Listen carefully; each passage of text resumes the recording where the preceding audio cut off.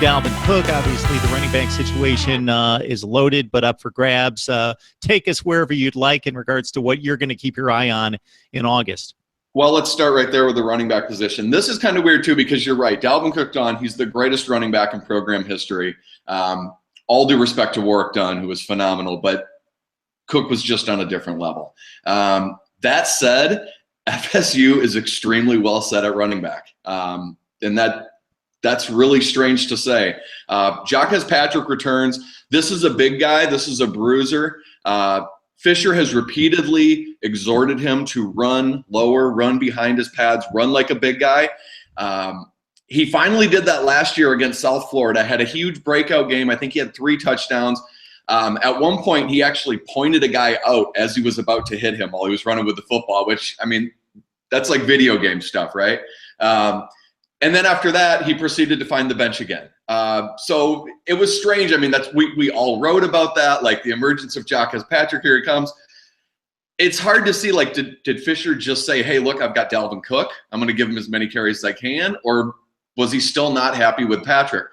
So we'll see how that works out. On the other hand, FSU brings in a running back class that features Cam Akers, the #1 running back recruit in the country, Kalon Laybourne, the #1 all-purpose back in the country, and Zaquandre Wright, a burner from South Florida. So this is a ridiculous class, and a lot of people, myself included, think that while Patrick may get the start against Alabama, it won't be long before you see Cam Akers, specifically because if Fisher is looking to take heat off his quarterback, you can go to a home run hitting running back. That's what he had in Cook, and that's really what Akers is as well.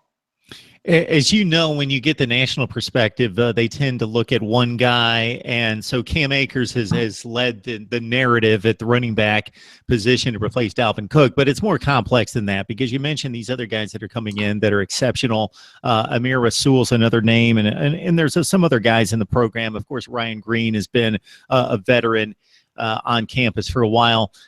So it's almost up to Jimbo Fisher to mix and match and look for the best spots because there's not going to be a Dalvin Cook, I don't think, in this backfield unless I'm wrong. There's going to be situational type play for each one of these guys. I think so. And one of the things that people tend to forget too, and this will bring us back to keeping Francois upright, who's doing the best job with regard to picking up pass protection and blitzes? It's not the sexiest part of running back, right? Everyone wants to see those 80-yard runs, but it's massively important. Definitely. And also, if we're talking about the running game, another thing to look for too, and this could actually keep Francois in better shape, is if Fisher goes ahead and runs Francois a little bit more. It's counterintuitive. You think he's going to be out there running around with Alabama linebackers, but that creates leverage for FSU as far as who Alabama has to account for and how many guys they can bring with their ears just pinned back. No doubt about that. We're all looking forward to that matchup in particular when those two Titans get together in week 1.